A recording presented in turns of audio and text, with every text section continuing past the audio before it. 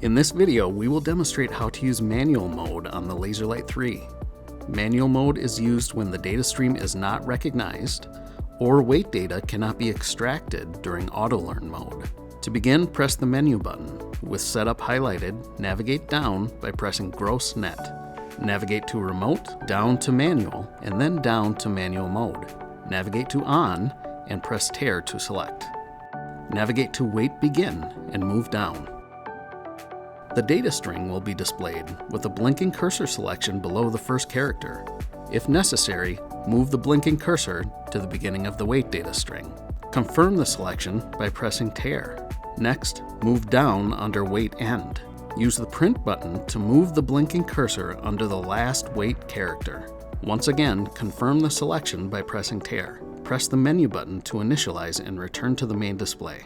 As you can see, we have a successful configuration as weight is displayed correctly.